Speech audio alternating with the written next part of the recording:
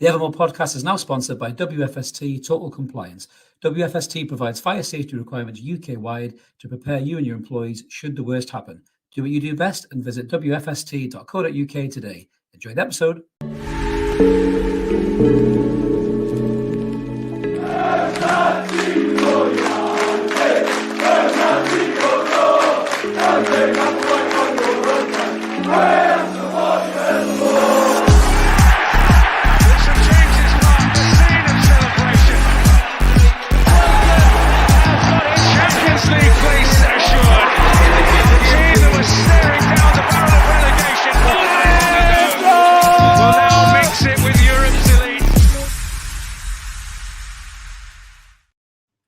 Good evening and welcome back to the Evermore NUFC podcast channel. A much more positive match reaction tonight after that 3-0 win, pretty convincing 3-0 win as well. Back to winning ways for Newcastle and a really positive performance. Some negatives, obviously, with some injuries to go through as well. But yeah, a much better performance, much more positive. Like we say, we'll be on the positive stuff tonight, not the negatives, hopefully. So yeah, thank you for joining us. Once again, as we always say at the very beginning, if you are new to the channel, please drop us a sub. We are over 6,000 subscribers now, and we will have our 6,000 subscriber giveaway video to come up tomorrow. So if you stay tuned tomorrow morning, we'll have that video out nice and early. And the instructions will be in there, how to enter, and you can look forward to winning a fairly decent prize. So we'll get stuck into the game. First things first, though, I do just want to put out a best wishes to Tom Lockyer from Luton. I know it's not Newcastle related, but the poor lad has gone down and collapsed again during a game with Bournemouth. And it's by all accounts he was responsive, he was alert and responsive for it, but best wishes to him, because that's for it to happen once is bad. For it to happen the second time, we just wish him all the best. So we'll start there and then we'll crack on with the game. So I think the best way to kind of start with this is really with the news I think everybody had hoped for, which was that Sven Botman was back in the squad for the day. There were a couple of changes to Wednesday night, obviously with Trippier not playing today. Livramento switched to right back. Dan Burn came in at left back, and Sean Longstaff started in the midfield in place of Lewis Miley. We'll get on the subject of Lewis Miley in a bit, but yeah, I think obviously it was a really positive start, I think, from Newcastle. There was a little bit of intent there first up, and things started for the first 10 minutes looked really positive. They were sort of getting themselves forward. A couple of moments where Fulham got into the Newcastle half and looked a little bit of a threat without causing any real problems.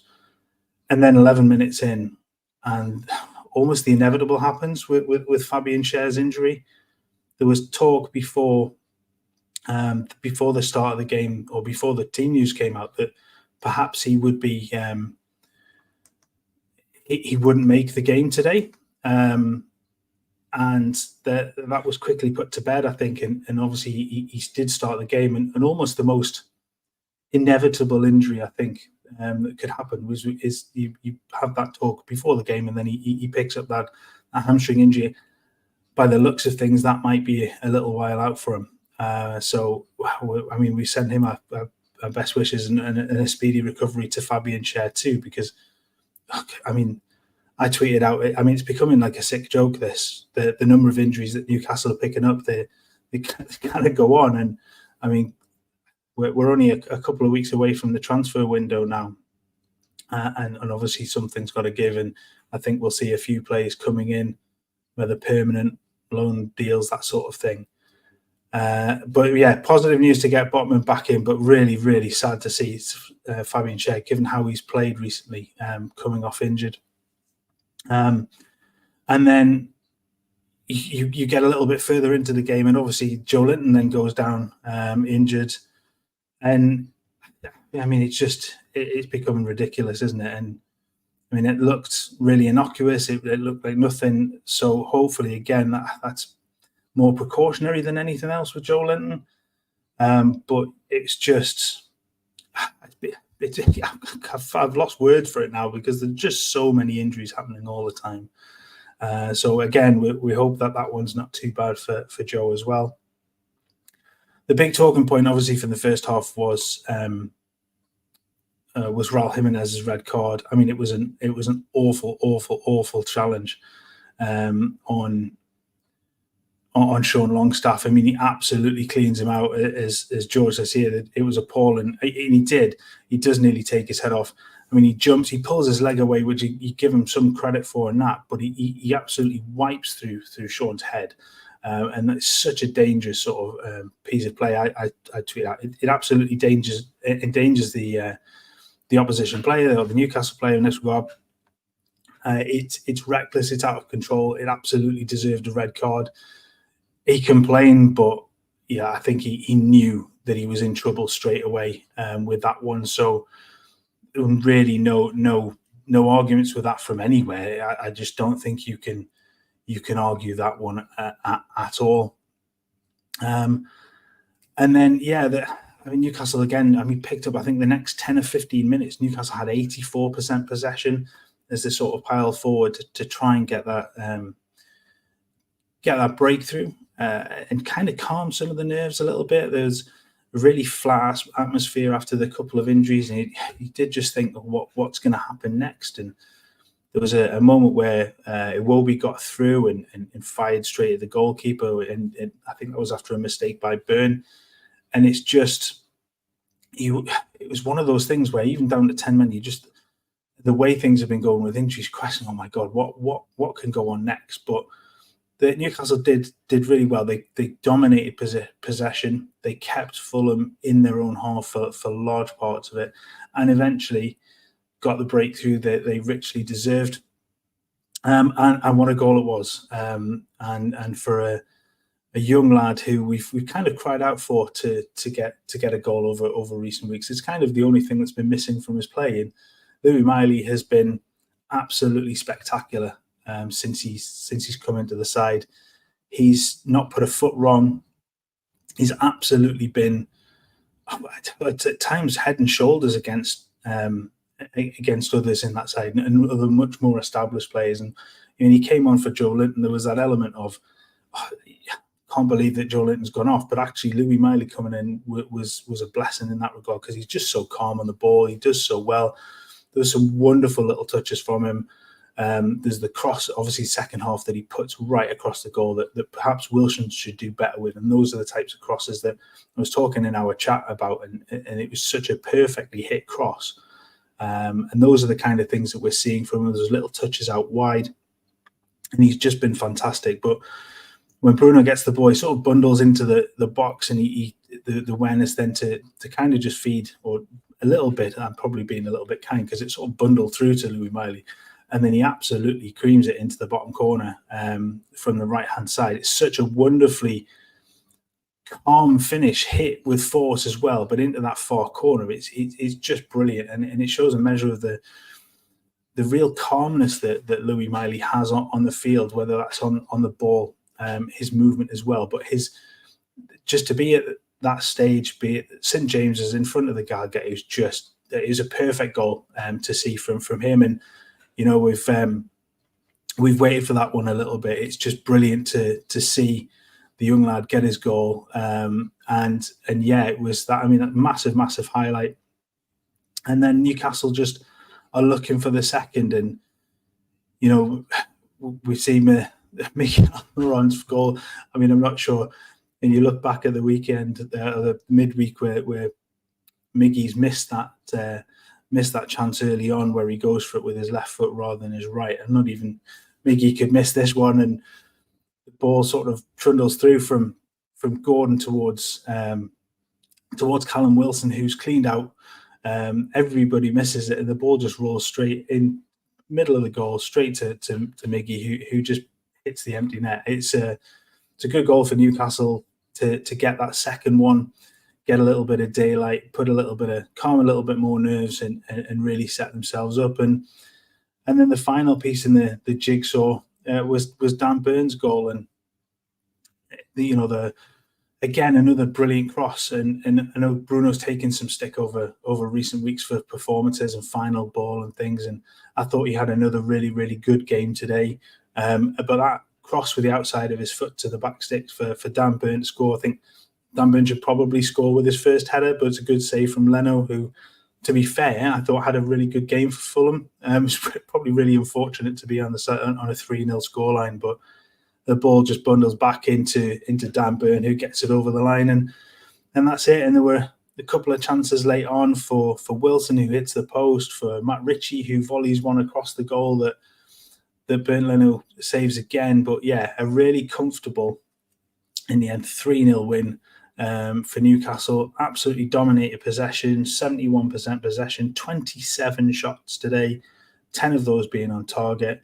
Yeah, I mean, you'd expect, being with the opposition down to 10 men, that you would go into it, but it doesn't always work like that. And yeah, Newcastle have done really, really well today. Got the crowd up on their feet. Really played well. Got everybody's the positive attitude back, and yeah. So as I say, just a really, really good performance.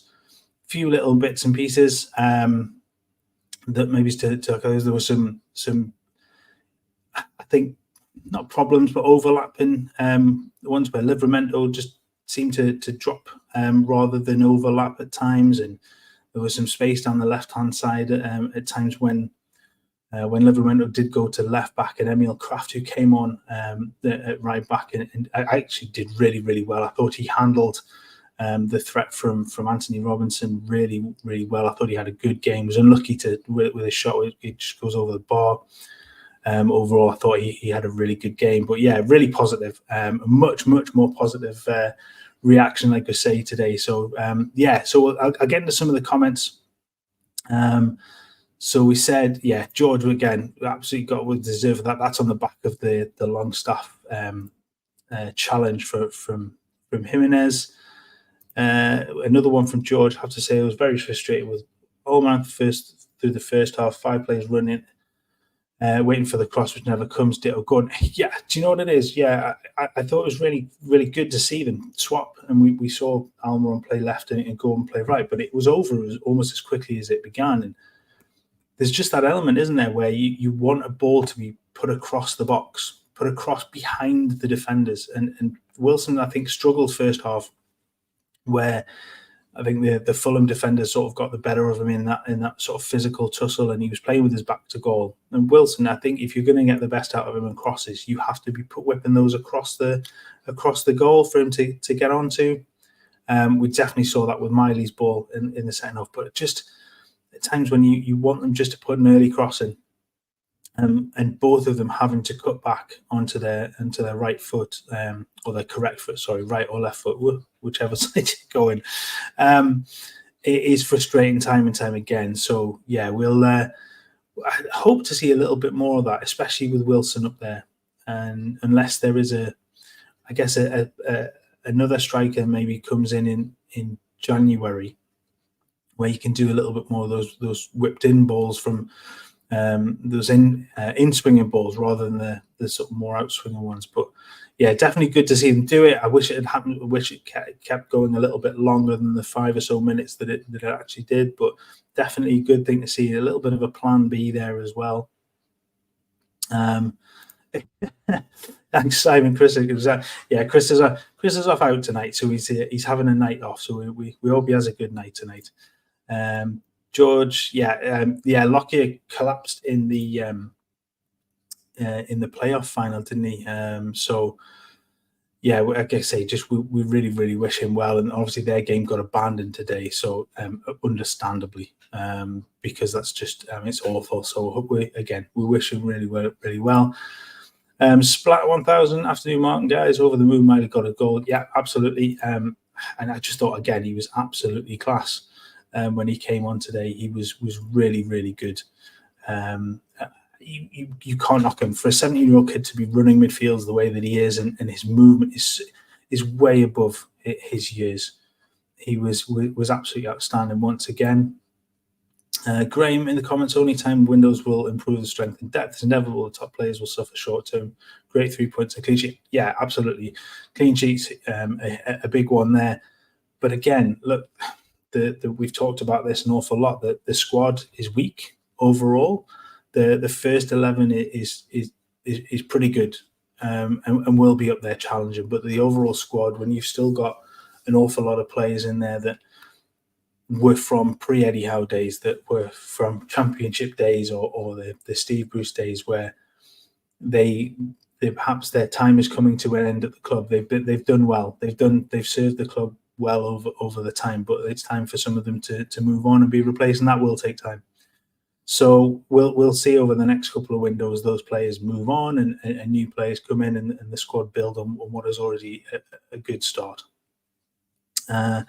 Kevin Pryor, as I said earlier, I think there should be some sort of inquiry. We're getting so many injuries. Do you know what? It's a funny thing, isn't it? Because you look across the league and there are injuries all over the place. I mean, obviously Spurs have suffered with it. Manchester United have suffered with it. Not that we care particularly about them, but it seems to be a definite theme of this season's Premier League, and maybe it is because of the extra time that's being played. It's not an awful lot, but there are more and more time being played in these games, and we're the only league that's doing it. And we're seeing 10, 12, I mean, or was it 17 or 18 minutes of injury time in this game? You're talking about another 20% of game time on top of it. And that, I mean, that has to be looked at, because it can't be working for the players, and they're just, I think we'll see more of it. But also, I think for Newcastle, it's the amount of effort they put in, and they were really, really lucky with injuries last season. And I think maybe just a little bit of that's caught up with them. But again, with the extra time that's being played. Ian, I agree with this. How the ref can't see it was red. It's like you're scared to make a decision. I did think, looking at it first off, that was a red card without even a hesitation from it, because it was wild. It was late. He went massively through Longstaff's head. I think maybe George put it earlier on, it almost looked like he got whiplash from it. It was just an awful collision. I'm glad they get to the right decision in the end, and exactly what VAR's for. But really, that red card should be given straight off. Brian, Lewis Miley, kid of 17, go and play as a touch, but yeah, I mean, well, high praise if you're getting to be the new Gaza, but look, he's on a massive learning curve with this as well, being thrown in, but he's definitely good enough. He's proved that against everybody he's played against, whether that's PSG, Milan, Manchester United, today against Fulham. When he comes in off the bench, he's just proving out to everybody that he belongs at this level, and he absolutely belongs. He's been excellent. Corvo is a Lou Miley special. Yeah, could not disagree with that at all. Yeah, Leslie, Newcastle star boy. He's just, yeah. I mean, we could spend an hour talking about Lewis Miley, because he's just been that good. Simon the comment, Craft underrated. Yeah, versatile, normally right back. Yeah, you know what? And I think that works in his favour a little bit at the moment as well, doesn't it? That he is that versatile, but he's coming to right back today and didn't miss a step. I thought he got forward really well. Looked a little hesitant at times when he was looking to maybe give the ball to others before moving forward. But actually, when he got forward, he looked really dangerous, getting beyond Mickey and putting some balls in the box. Not the greatest crosses, not Trippier standard crosses, but really giving the Fulham defenders something to really think about. But yeah, I thought he had an excellent game today. He's really done a good job when he's come in. Kevin, was Kraft man of the match? I'm not sure. I'd get your votes in for man of the match actually today. I have got to be honest. I thought it was Bruno. I thought Bruno was excellent. I thought he dictated an awful lot. He was allowed to, I guess, by the fact that Fulham were a man down. But I thought everything he did well. He maybe should do better with his shot in the first half. He was leaning slightly, and the ball obviously just goes over the top. But he was industrious. He got himself into those forward positions and played. He played almost on the edge of Fulham's box for an awful lot of time, moving the ball left and right and trying to find spaces and avenues for to play players in behind. And I just thought he was really, really good today. I think his stats, what was he like? So 89% passing, 102 of 114 passes today, 5 key passes. He's won 9 of his 14 ground duels. I just thought he was really, really good, and that's the kind of performance we want to see from Bruno. There are times he has looked lackluster, but today he just, I thought he was excellent. Vincent, Bruno, man of the match for him. Alan Lascelles also unsung hero today, didn't put a foot wrong. Really nice to see an excellent team effort to get the 3 points. Absolutely right. It was a solid performance, really, really, really, really good. Good to see them kind of put Wednesday to bed, and move on and put it behind them, get 3 points, back in that fight for the Champions League. Everybody who played put in a performance. Nobody really had a poor game. I thought Miggy was off first half. I thought he was much better second half, but overall, everybody had a really, really decent game. Colin Simpson, I like the fact we defended well enough that we didn't miss. Yeah, look, it was a good not defensive performance, but a performance from the defense. That was really harsh on the side there. Defensive performance, not at all. You played in Fulham's half, but everything defensively, I think today went really well. There were a couple of moments, like I say, first half where Iwobi gets through. A couple of moments when Robinson got down the left hand side, but I thought, like I say, excuse me one second. I thought when Kraft marshalled him really well, like I say, and it nullified that sort of threat. And obviously, with Jimenez being missing, there's just nothing in the box for them to aim at. But yeah, really, really solid defensive display. George, I think, NG Kevin, this was in response to the Gordon off form at the moment. And energy levels, look, Anthony Gordon expends so much energy in his performance. He doesn't stop running. He puts everything into it.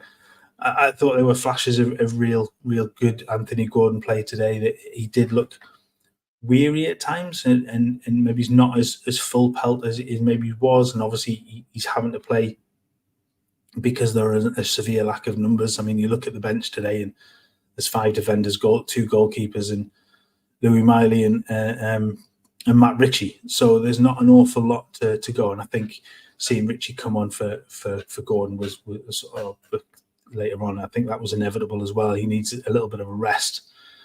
So yeah, I think we'll see that back. It just needs to recuperate a little bit more and get his back to his game, because he's been exceptional this season. Let's through some more comments. This was a good one as well. Still thanks to Lewis Hall not getting more game time. 2 up against 10 men was a chance to give more. Does he have to play a certain amount of games before having the same?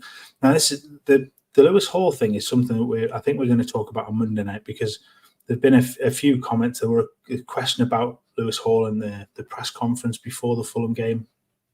It is definitely something we'll look at and to kind of address, because I think there are certain criteria that he has to meet in order for that game,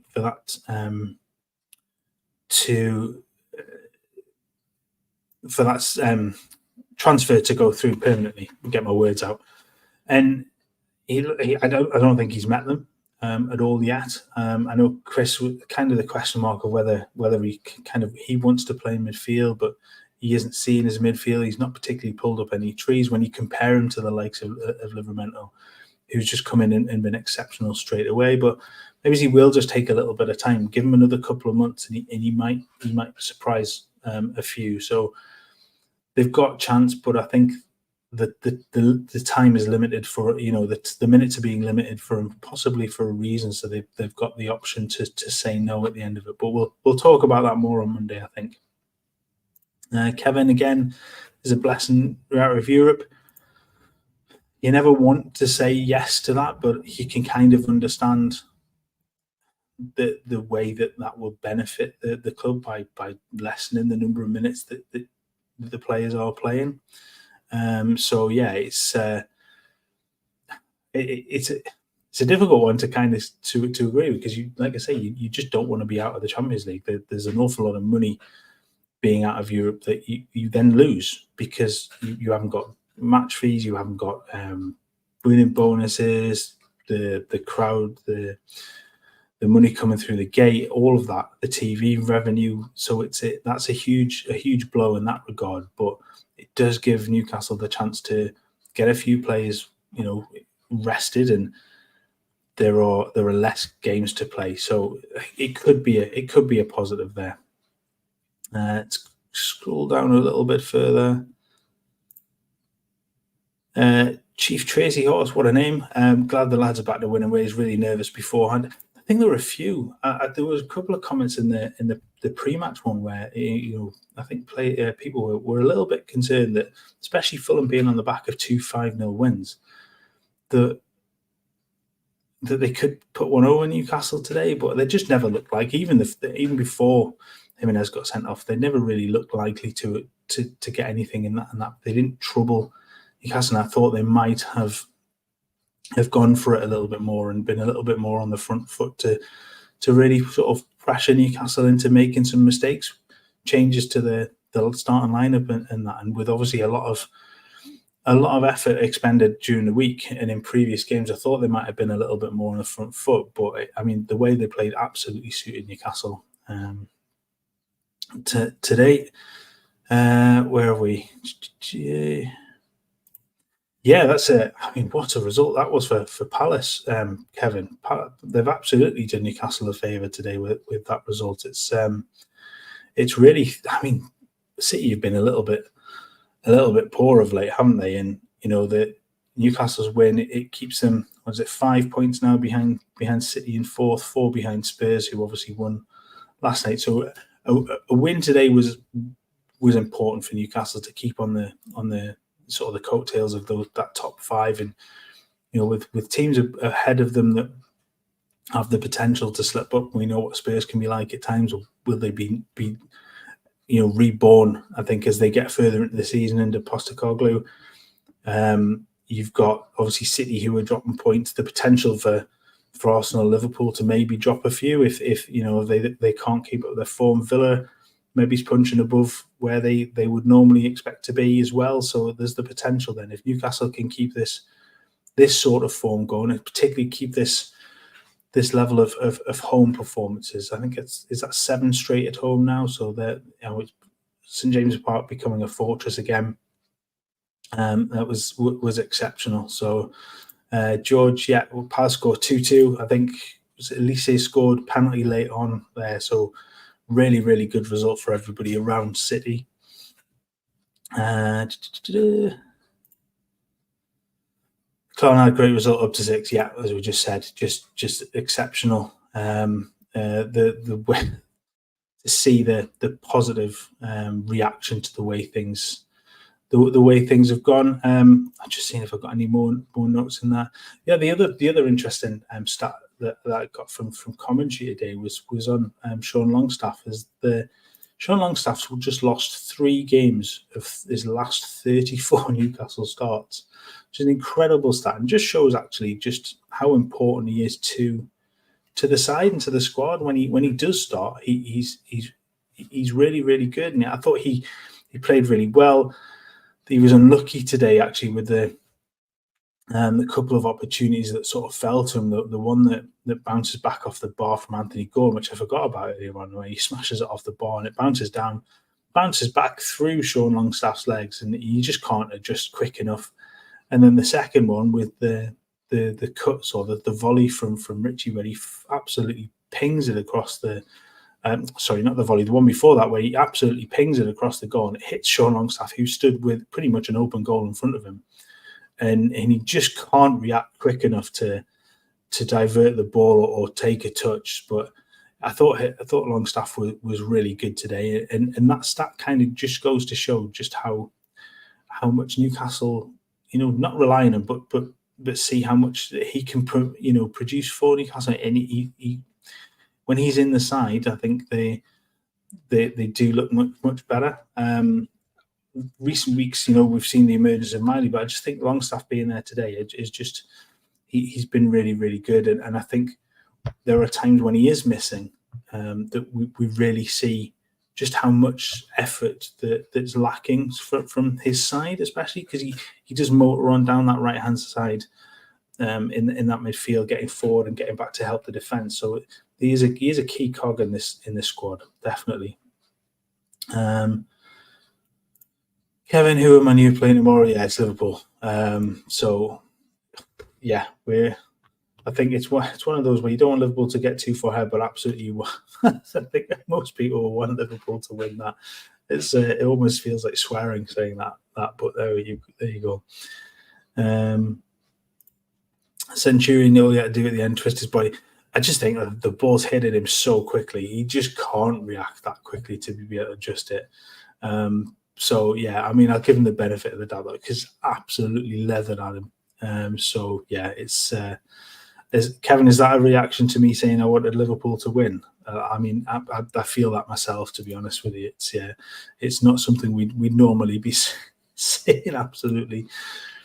George, Longstaff's motor take pressure. I think it does. I think you're absolutely right. It gives them. It allows Trippier to be able to get forward and not have to get back quite so quickly. He's not having to get forward quite so quickly at times because the Longstaff can be making those overlapping or underlapping runs. We saw that against PSG where Trippier plays the ball from a little bit further back rather than getting the overlap as Trippier runs through. So he does definitely allow some players to sort of save their legs a little bit.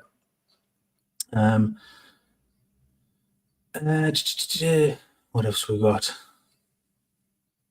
Brian, just watching, telling you now, the Newcastle team of Golden players a great buzz around the team. The injuries the injuries have been horrific this season.